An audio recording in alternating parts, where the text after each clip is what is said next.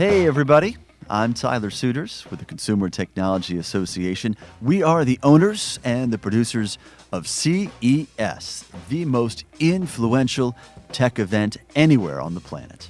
And we are here to get you CES ready. The big show is January 8th to 11th, 2019 in Las Vegas. And today, we are addressing sports technology. And CES is where you'll find the intersection of professional athletes and sports technology and seemingly everything in between. Only at CES can you catch up with eSports, an immersive fan experience, also technologies for smart venues, and we're addressing the quantified athlete, what athletes are going through when they're performing their sports. And it's all in one place. CES is where the future of sports technology comes to life. And today, two varied views on sports and tech. The first is with the CEO of a sports company called Hype. If you haven't heard of it, you should know who this guy is. He has a doctorate in aerospace, a master's in business. He has worked in the semiconductor industry, and now he's focusing all that innovation and experience on the sports tech sector. And also, this is a real job. We are talking to a professor of sport management. How cool is that? She is into not only with the latest tech trends for sports and what the sports audience is right now, how it's evolving and how it's embracing technology, but she also happens to be a major sports fan, which certainly helps her perspective. All that is coming up on this edition of CES Tech Talk. Dr. Lisa Arathi is with George Washington University here in Washington, D.C. She is a professor of sport management there. And Professor, excuse me, I'm going to go through your long resume here, as impressive as it is. She is president of the Washington chapter of Women in Sports and Events. She is on the editorial board of Sports Travel magazine and is the author most recently of The Globalization in Sports. Professor Neirotti, thank you for your time today. Thank you. Okay, now that I'm catching my breath after that long resume, and as I said, it is impressive, you have an interesting take on where sports fandom is heading, whether that's in person, whether that is at home. Give us a brief overview of your vision, if you don't mind. I've been following, fan experiences both at home and in the stadium over my 28 years as a professor. And, technology does have a major impact. And it's interesting that technology that enhances the at-home experience impacts the attendance in the stadium. Mm-hmm. And this is nothing new, as, we were worried or I wasn't, but back then when television came about, right. People were worried how, showing games on TV was going to impact attendance in the stadium. Mm-hmm. So do you see it being the innovation and the technology that is getting more incorporated in the fan experience? Is that going to drive fan attendance as well through fan enthusiasm, through fan interest, that people who may not be especially interested in investing hours in watching a sport will feel it's a bit more participatory, that there's something else there for them besides the game itself? With so much of correspondence happening online now and fewer personal engagements, I feel sports has that role of bringing people together. Mm-hmm. Just look at the Caps win. I mean, people went downtown and hung outside the stadium or outside the arena just to gather and support that team. So this is the Washington Capitals Stanley Cup victory earlier this year. Exactly. Right. To a long-suffering city. We gone a long time without a national championship. But when you looked at that crowd, I would say the majority of them were not fans of Caps prior to their run. Mm-hmm. I think they felt a bonding with everybody, and in this decisive time in our history, I think sports pulls people together. So I think sports teams can use that to their advantage of saying this is a kind of safe area for everybody to come and enjoy an activity. At a much more basic consumer level too, Professor, it seems that technology is enhancing even that aspect of it, because one of the easiest ways to track what was going on outside Cap One Arena the night of the Capitals' victory, when it was in Las Vegas, they won the game in Las Vegas, but the celebration was here in Washington, was via social media. right? You wanted to be there to get your picture in front of the home arena of the Capitals, right? Or you in your hockey sweater with other fans. There's something about that that drives it too, right? Right. I'm suggesting that every stadium have a selfie post. Like you have to have that iconic location where you go and take a selfie, and you want to share that with all your friends. And it's kind of a status symbol that I was at this event or that event. But technology also enhances that experience. So now with an app, you can tell the best way to get into the venue, available parking spaces. They know where they can get their chili cheese fries or their salad. They know where the shortest bathrooms are. They can also watch multiple different games at once. There's so many different things now available to the fan to make their experience better. So watch a number of games at once, and not just the one where you are. This brings to mind some of the bigger, innovative minds in sports. I think of Ted Leonsis, who's the owner of the Washington Capitals hockey team, the late Paul Allen, owner of the Seattle Seahawks football club, and also the Portland Trailblazers in the NBA. Maybe even Mark Cuban with the Dallas Mavericks. Who comes to your mind for being an owner or a driver of innovation and tech innovation in the fans' experience? There's been talk for many years, every time a new venue is built, that they're going to put television sets, individual television sets in the seats for people to watch whatever they want to watch. I think for budget reasons, those have always not come to fruition, but one day I think they will. What they're doing now is they're installing just mini screens all over the place, and those have any game possible on. So, and that's because people are, fantasy football now with, betting coming on. People are interested in following multiple sports events, not just the ones that are on the field. So we here at CTA have talked about and researched the second screen experience, and also now the third screen experience for when you're watching any kind of content at home, right? Phone and iPads with you, your laptop, whatever it might be. Is that transitioning to the stadium and arena experience as well? And if so, are we expected to bring those screens ourselves, or are more and more teams and venues incorporating that technology? Well, yes, it's both at home and in the stadium. My recent visit, I spent time observing, and I think more people were looking down at their phones than looking at the field. And, and again, they're there, I think, for the overall experience, but they don't want to miss something that's happening elsewhere. So we're all kind of attached to our phones. And, it's important for those stadiums and arenas that do not have connectivity. So that's the number one emphasis that most venues are focusing on, is how to make sure they have enough Wi-Fi capabilities. Because, if you're pushing everybody to an app, or you want some in-game contest and they have to do it on their mobile, but they don't have connection, hard to do. Can we step back for a second? And this is a great conversation with Professor Neirotti at George Washington University. I'd like to talk to Lisa, the longtime San Diego Chargers fan. Now, I assume you're an LA Chargers fan as well. What are you excited to see? You're a sports fan, right? You go or have gone for the game, for the play, for the competition, the thrill. What is getting you more excited about how and when you watch your favorite games? Well, if you're at home, I think, it's that experience. I've tried the virtual reality. It's not what is good for me. I get dizzy easy. I like augmented reality. I think that's, fun. I'm just not sure that's going to be the thing that's driving more people to watch sports or pay attention to sports. It's kind of a fun gimmick for a little bit, and that's my own personal view. But I do think from a fan experience, you have to have good quality play.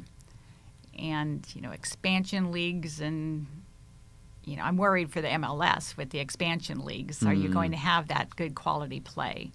I think the new stadium that the Chargers are going to be at in Los Angeles, yes, right, is going to be very entertainment focused, and having lots of bells and whistles and things for people to do and selfie spots. So I think that's going to be exciting for the fan. So you think that it's a trend that was, if not set, certainly advanced, perhaps exponentially by the Dallas Cowboys' new-ish stadium, right, down in Texas. Well, it's been going on for many years. I mean, I remember 1996 when they converted the Olympic Stadium in Atlanta to the Braves Stadium. Oh, to Turner Field, right. I mean, they had like a kids area, and they had different entertainment facets. Now it's turning more like technology. When the Nationals opened up, they had the PlayStation area. I'm not sure if you remember that, but they ended up not continuing with that and put a merchandise store there. But there's always a little been, bit stronger revenue generation there. Yeah. There's always been plays to enter technology or entertainment into these venues. Okay, back to your professorship now and your expertise there. What is it about the new approaches to marketing, and I'm paraphrasing your words, that has you the most excited? And part of it is a younger fan base, but what's the evolution that you see and the role technology plays? Well, with social media, there's just so many new ways and better ways to reach fans. I mean, there's millions of fans out there, but it was always hard to reach through direct mail or radio or TV. Now you personalize these messages, and if you know they're following John Wall, you can send them a message saying, "Don't miss John Wall tonight. Buy your ticket here." So there's a lot more you can do to reach the fans the way they want to be reached and where they are, not guessing where they're going to see your ad. Is the element of the quantified athlete, the biometrics around the athletes that are actually performing, a draw for fans, and especially younger, newer fans?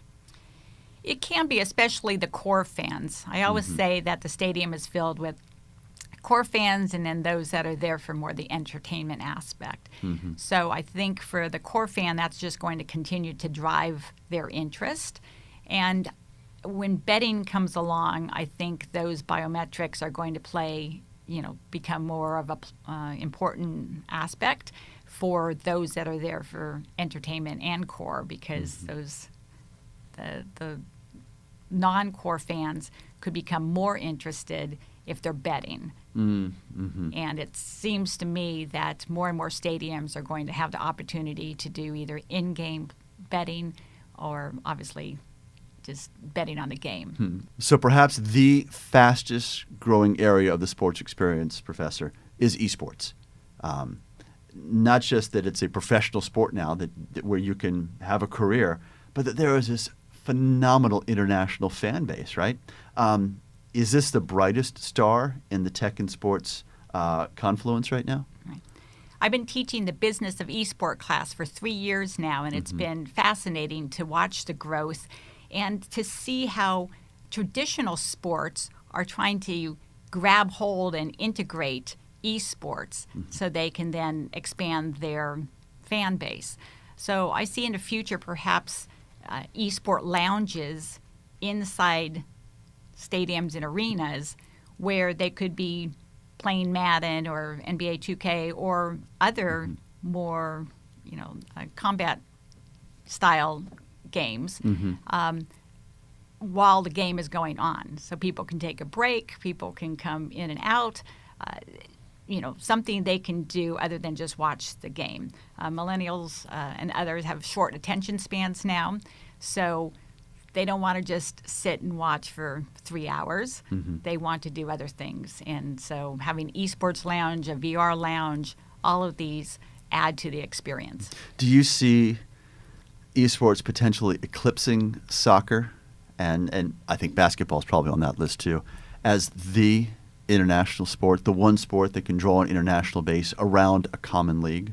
If you look at numbers right now, eSports is there, but it depends on how you dice and Right. slice and dice those numbers. And when you say numbers, you're talking about streaming viewers, correct? Well, not so much streaming viewers, but people who are actually playing Okay. esports. But again, then you have to look at the rec leagues and everything else of people playing, soccer. Yeah. So it's hard to say, but it's easy to watch esports through Twitch and just YouTube. So, and it's available around the world at any time you want it.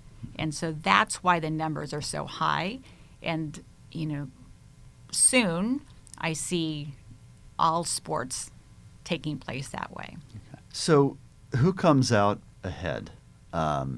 Maybe at least the most so, if that's the right way to phrase it, Professor, with the deeper implementation of technology in sports? Is it athletes learning more about themselves? Is it coaches learning more about their teams? Is it fans having a deeper experience? Well, it's all because technology reaches each one of those.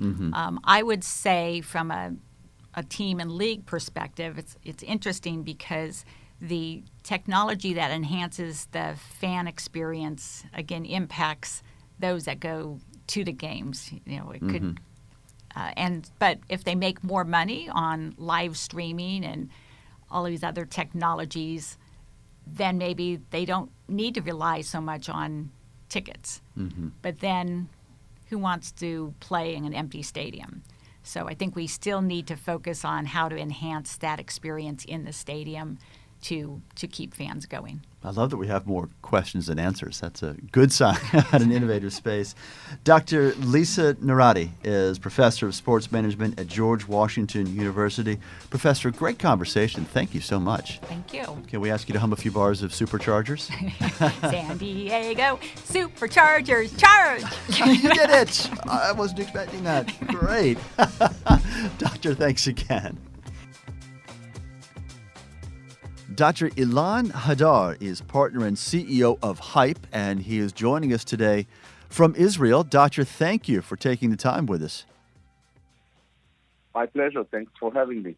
So I talked a bit about what Hype is and explained it around the edges, but what is your elevator pitch, so to speak, Doctor, your day-to-day explanation of exactly where Hype sits within the ecosystem of sports and technology? Sure. Our mission is to inspire, develop, and invest in sports innovation ecosystem on a global basis. Hype was founded a few years ago, 4 years ago, and we have created tremendous ecosystem with more than 30,000 members, including 10,000 startups. And what we do is we matching the needs of the sports businesses with the technology that we have under our fantastic network of startups. So what exactly is technology's role in sports today? And it is nebulous, and it is evolving, and it is not singular by any means. But how do you begin to help the people who are in the sports world understand all the opportunities that technology presents? The simplest way to define what technology is doing to the sports business is by having two segments. One of them is to increase the fan engagement, and the other one is to increase the athlete's performance. So in between those two spaces, technology is coming to augment the way people consume sport and to have the athletes get better shape, recover faster from injuries, and so on. These are the two pillars which we see all our startups and all our ecosystem revolving around. Let's begin with the fan experience then, Doctor, and what that means.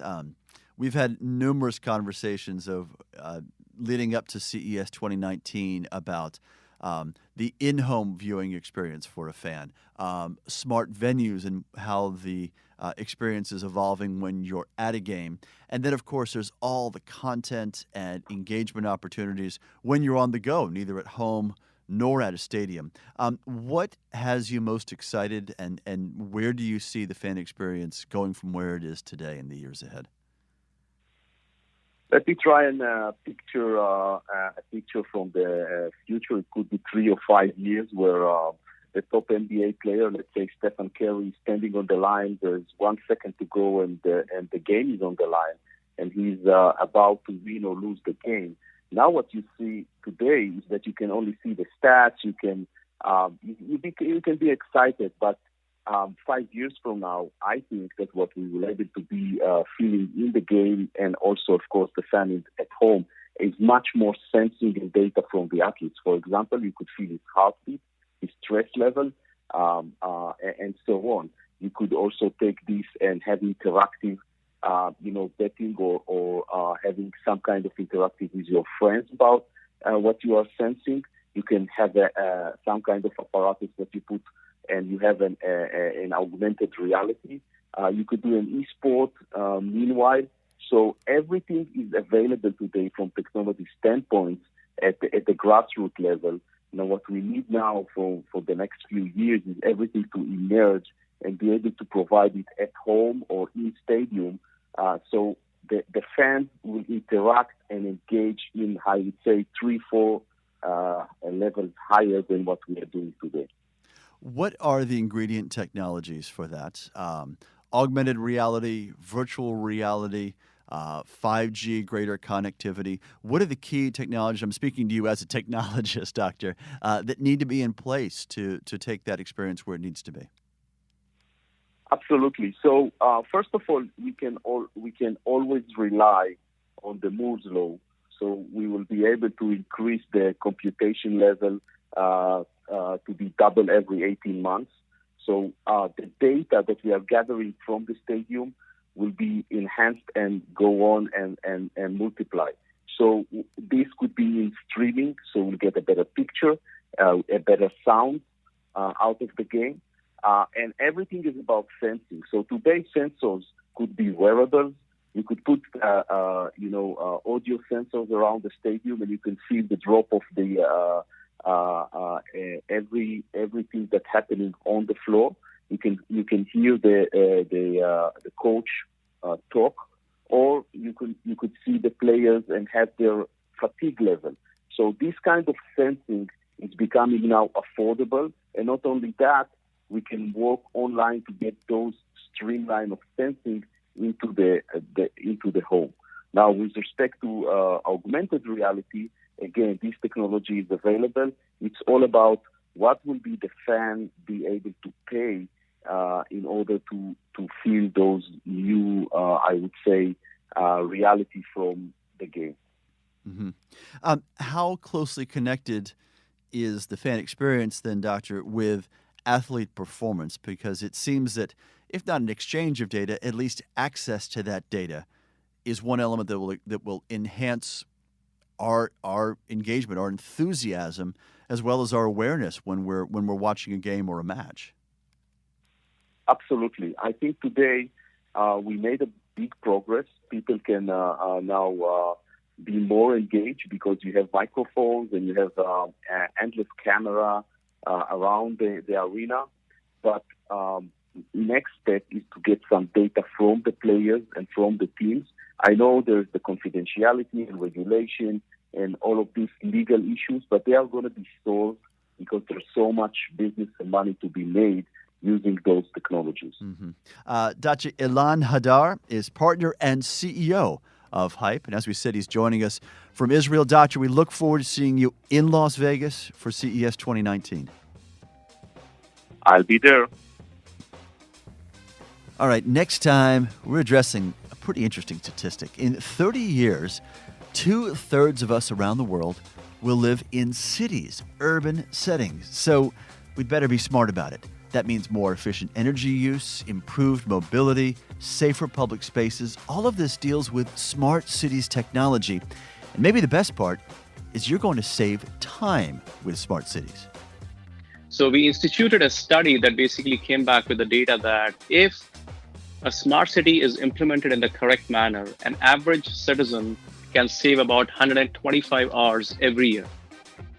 All right, we want you to be CES ready. So it's a good idea to subscribe to the CES Tech Talk podcast. You won't miss any of our episodes that way. And a reminder, CES 2019 is rapidly approaching, January 8th to the 11th in Las Vegas. All the info you need is at ces.tech. That's ces.tech. As always, none of this is ever possible from week to week without our real stars, our producer, Tina Anthony, and our engineer, John Lindsay. You guys are the best in the business.